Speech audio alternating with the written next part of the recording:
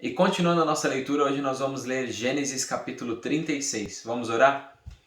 Deus, nós te agradecemos porque o Senhor não apenas nos criou, mas o Senhor está presente, o Senhor cuida de nós, o Senhor ouve as nossas orações e o Senhor nos responde também. Muito obrigado por isso, obrigado pela tua palavra. Pedimos nesse momento que o Senhor nos ajude na leitura, nos ajude também no entendimento para que a gente possa desenvolver ainda mais o nosso relacionamento contigo. Em nome de Jesus, amém. Hoje nós vamos falar um pouco sobre genealogia, sobre descendência, e esse é um daqueles capítulos que muita gente pode achar cansativo, não se interessa muito e às vezes quer até pular. Mas é importante que a gente passe por esses capítulos, veja de onde vieram alguns personagens e alguns nomes que a gente vai ver ao longo da narrativa bíblica. Então vamos lá comigo. Versículo 1. Essa é a história da família de Esaú, que é Edom. Esaú casou-se com mulheres de Canaã, com Ada, filha de Elon, o Hitita, e com Olibama, filha de Aná e neta de Zibeão, o Eveu, e também com Basemate, filha de Ismael e irmã de Nebaiote. Ada deu a Esaú um filho chamado Elifaz. Basemate deu-lhe Reuel, e Olibama deu-lhe Jeus, Jalão e Corá. Esses foram os filhos de Esaú que lhe nasceram em Canaã. Esaú tomou suas mulheres, seus filhos e filhas e todos os de sua casa, assim como seus rebanhos, todos os outros animais e todos os bens que havia adquirido em Canaã, e foi para outra região, para longe do seu irmão Jacó. Os seus bens eram tantos que eles já não podiam morar juntos. A terra onde estavam vivendo não podia sustentá-los, por causa dos seus rebanhos. Por isso Esaú, que é Edom, fixou-se nos montes de Seir. Este é o registro da descendência de Esaú, pai dos Edomitas, nos montes de Seir. Estes são os nomes dos filhos de Esaú: Elifaz, filho de Ada, mulher de Esaú, e Reuel, filho de Basemate, mulher de Esaú. Estes foram os filhos de Elifaz: Temã, Omar, Zefô, Gaetã e Kenaz. Elifaz, filho de Esaú, tinha uma concubina chamada Tímina, que lhe deu um filho chamado Amaleque. Foram esses os netos de Ada, mulher de Esaú. Amaleque vai nos remeter aos amalequitas, o povo amalequita, que foi um grande problema para o povo de Israel ao longo de séculos. Então a gente vai ver em 1 Samuel, capítulo 15, versículo 8, que Agag era o rei dos amalequitas, e esses amalequitas inimigos do povo de Israel. E de Agag a gente pode chegar até Amã, que provavelmente era um descendente desse rei Agag, e ele vai aparecer lá no livro de Esther. Então, ao longo de séculos, muitos e muitos anos, os amalequitas foram uma pedra no sapato do povo de Israel. Estes foram os filhos de Reuel: Naate, Zerá, Samá e Mizá. Foram esses os netos de Basemate, mulher de Esaú.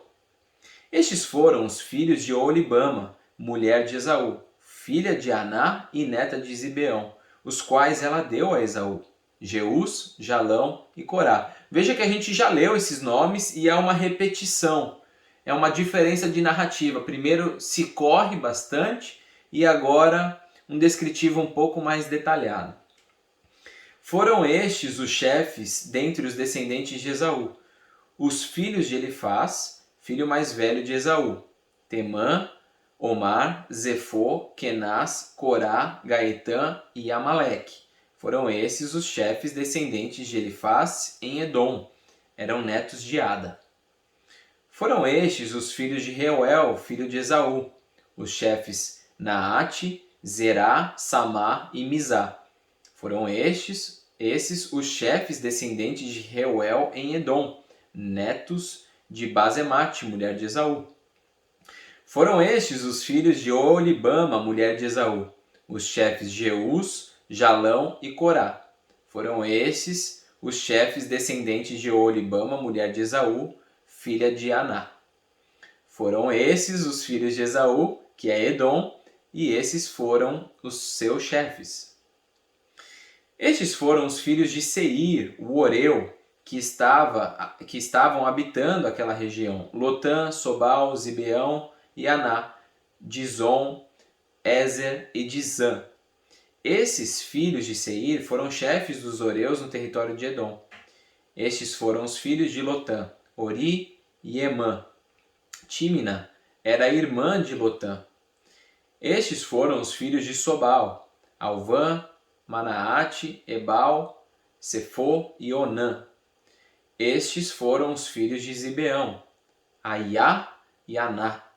Foi esse Aná que descobriu as fontes de águas quentes no deserto quando levava para pastar os jumentos de Zibeão, seu pai. Estes foram os filhos de Aná, Dizon e Oolibama, a filha de Aná. Estes foram os filhos de Dizon: Endã, Esbã, Itrã e Querã. Esses foram os filhos de Ezer: Bilã, Zaavã e Acã. Esses foram os filhos de Dizã: Uz e Arã. Estes foram os chefes dos Oreus: Lotã, Sobal, Zibeão, Aná, Dizon, Ezer e Dizã. Esses foram os chefes dos Oreus, de acordo com as suas divisões tribais na região de Seir. Esses foram os reis que reinaram no território de Edom antes de haver rei entre os israelitas. Belá, filho de Beor, reinou em Edom. Sua cidade chamava-se Dinabá. Quando Belá morreu, foi sucedido por Jobabe, filho de Zerá, de Bosra. Jobabe morreu e Uzã, da terra dos Temanitas, foi o seu sucessor. Uzã morreu e Hadade, filho de Bedade, que tinha derrotado os midianitas na terra de Moabe, foi o seu sucessor. Sua cidade chamava-se Avite. Hadade morreu e Samilá de Masreca foi o seu sucessor. Samilá morreu e Saul de Reobote, próxima ao Eufrates, foi o seu sucessor. Saul morreu e Baal-Anã, filho de Aqubor, foi o seu sucessor. Baal-Anã, filho de Aqubor, morreu e Hadade foi o seu sucessor. Sua cidade chamava-se Paú e o nome de sua mulher era Meetabel, filha de Matred, neta de Mesaabe. Esses foram os chefes descendentes de Esaú, conforme os seus nomes, clãs e regiões: Tímina, Alva, Getete, Oolibama, Elá, Pinom, Kenaz, Temã, Mibzar, Magdiel e Irã. Foram esses os chefes de Edom. Cada um deles fixou-se numa região da terra que ocuparam. Os edomitas eram descendentes de Esaú. E esse capítulo foi verdadeiramente um trava-línguas para mim. É bem complicado ler todos esses nomes, não são nomes comuns nos nossos dias. A reflexão que eu gostaria de trazer hoje é sobre Esaú. Esaú, ele tomou algumas atitudes na sua vida, foram atitudes erradas, às vezes um pouco mais complicadas, mais graves, e outras um pouco mais simples, mas que ele não voltou atrás, ele não procurou retratação, ele não pediu perdão para Deus, pelo menos a gente não vê esses pedidos de perdão, e isso me traz como exemplo para que a gente aplique isso na nossa vida. A gente pode pegar alguns exemplos da vida dele e citar aqui. Por exemplo, ele negociando seu direito de primogenitura, ou casando-se com mulheres cananeias, e isso foi a tristeza para os seus pais, e muitas outras atitudes que não foram agradáveis para sua família. É claro que o perdão que ele demonstrou para o seu irmão Jacó foi um negócio muito bonito. Mas vamos se ater nesse aspecto de que ele tomou pequenas atitudes e isso gerou consequências futuras. A gente vai ver que alguns desses povos que foram da sua descendência foram pedras no sapato de Israel. Isso acontece na nossa vida. Às vezes a gente toma algumas atitudes erradas, a gente tem deslizes na nossa vida diária e a gente às vezes não trata esses deslizes. E coisas pequenas que deveriam ser muito simples ser tratadas, pedidos de perdão a Deus ou pedidos de perdão para pessoas, eles vão crescendo e vão ganhando corpo. É como uma bola de neve que desce pequenininha do cume da montanha e vai crescendo cada vez mais. Sendo que em algum momento a gente deveria colocar um muro para parar aquela neve toda e parar aquela avalanche que vai chegar lá embaixo e vai destruir um vilarejo todo.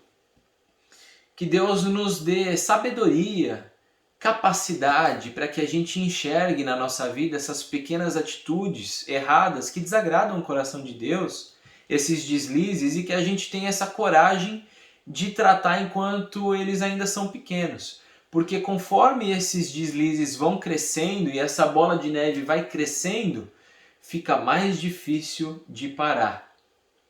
Talvez hoje na sua vida, na minha vida, a gente tenha algum assunto que já tomou proporções muito grandes.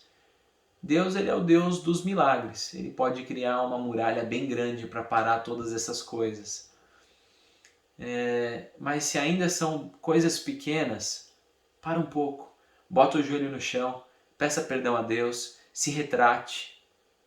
E com certeza, no dia seguinte, estaremos livres para, claro, vivermos novas situações com Deus, e se houver alguns deslizes, também mais coragem para que a gente possa tratá-los.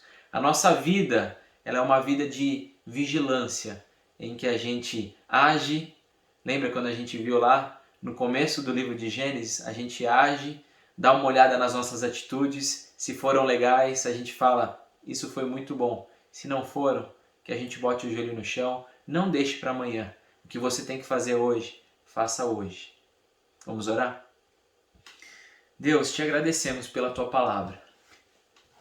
Mesmo num capítulo de genealogia, podemos ver que da vida de Esaú, algumas consequências foram geradas através de suas atitudes. Que nós possamos aprender com isso, que as nossas atitudes, os nossos deslizes e até a gente protelar o acerto de contas, isso gera consequências na nossa vida. Nos dê coragem, nos dê discernimento, nos dê capacidade para que a gente possa tratar das coisas da nossa vida, se elas estão em grandes proporções, nos dá forças e faça um milagre em nós. E se elas ainda estão pequenas, que o Senhor nos ajude a identificá-las e que a gente possa parar, nos ajoelhar, pedir perdão para o Senhor e continuar a nossa vida, a nossa caminhada contigo. Te louvamos, te agradecemos no nome de Jesus. Amém. Deus te abençoe e até amanhã, Gênesis capítulo 37.